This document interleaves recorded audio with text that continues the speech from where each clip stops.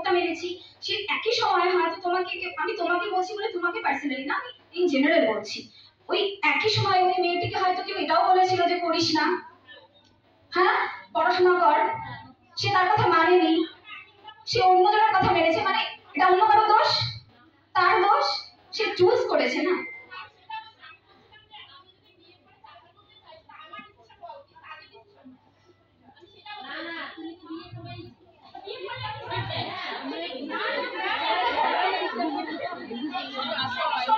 আমাদের যে সিস্টেম চলছে তাতে বিয়ের পর তোমার এগুলো জেনে নেওয়া উচিত ছিল বিয়ের আগে, যে তুমি, এটা হচ্ছে স্ট্যাটিস্টিক্স বলছে, আমার মুখের কথা নয়। হ্যাঁ, প্রথম কথা, প্রাইভেট এমপ্লয়িদের কোনো মেটারনিটি লিভের সেরকম কোনো স্ট্রাকচার নেই, মানে বুঝতে পেরেছো?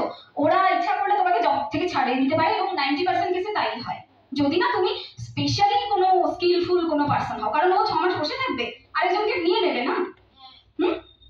তো তোমার এগুলো জেনে যাওয়া উচিত ছিল যে আমি যখন কুইট করছি তার মানে তার কি কি রিপারকেশন আসতে পারে, আমি যেতে পারি। আর সরকারি চাকরির কথা বলছো, তো সরকারি চাকরির অবস্থা সবাই জানো।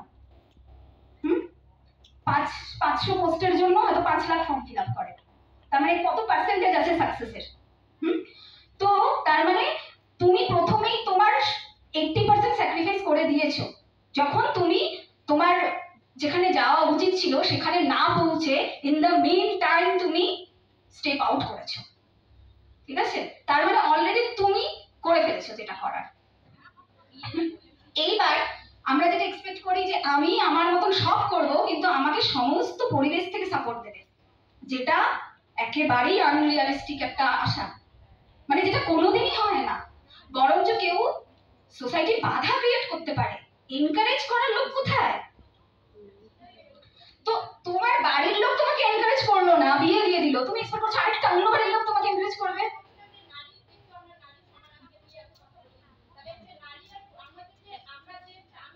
শোনো, তোমার শাশুড়ি তোমাকে চাকরি করতে দেবে না, কারণ জানো উনি নিজেও করেনি।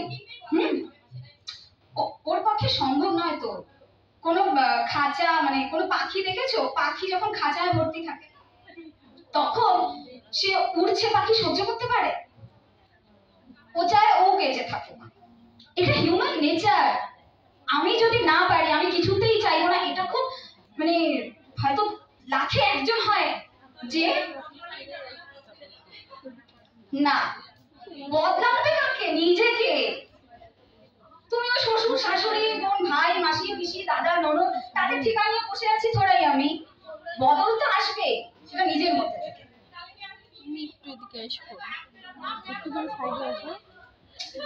আমার কথাগুলো তোমরা যদি এই কথাগুলোর সেন্স না বুঝতে পারো তাহলে কিন্তু ভেরি, মানে কি বলবো, ডিসঅ্যাপয়েন্টিং।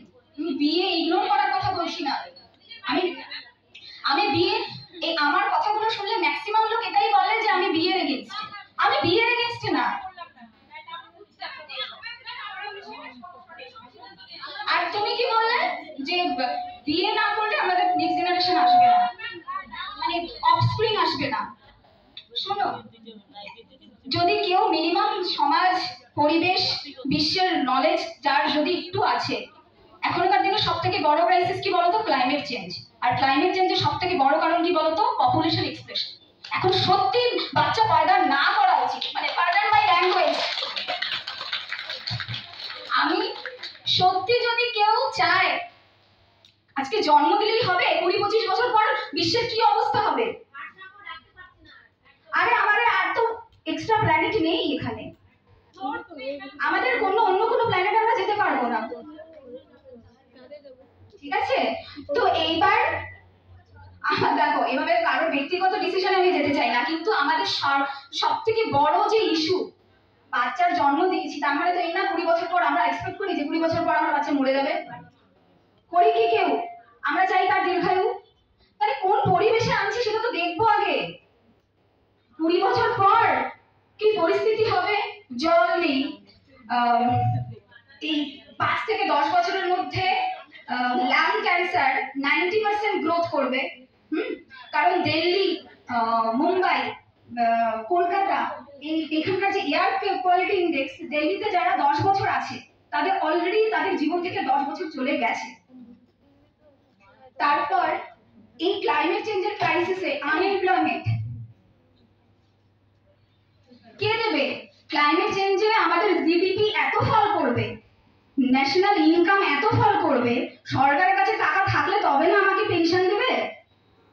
ওই 25, 30, 35 বছর পরে না পেনশন নেনেওয়ালা থাকবে না দেনেওয়ালা থাকবে। হ্যাঁ, তো সেই জন্য এখনের যা সমস্যা তাতে আমরা যারা আছি না, আমরা আমাদের যখন একটু বয়স হবে আমরা একটা ভয়ঙ্কর পরিস্থিতির সম্মুখীন হব। আর এখন যারা ছোট বাচ্চা আছে তারা একটা ভয়ঙ্কর মানে আমাদের তো তাও হয়ে গেল, ওদের অবস্থা আরো খারাপ হবে। আমাদের মাটির ফার্টিলিটি কমে গেছে, এই এত পপুলেশনকে খাওয়ানো ক্ষমতা আর পৃথিবীর নেই। আর তার মধ্যে আরেকটা কারণ হচ্ছে ওই অ্যানিমাল কাল্টিভেশন, মানে যারা মাছ মাংস ডিম এগুলো খাও আমি তাদেরকে বলছি। পপুলেশন মানে আমাদের ক্লাইমেট ক্রাইসিসের সব থেকে বড় 3টে রিজনের মধ্যে একটা আসছে হচ্ছে এই অ্যানিমাল অর্থাৎ পশুপালন।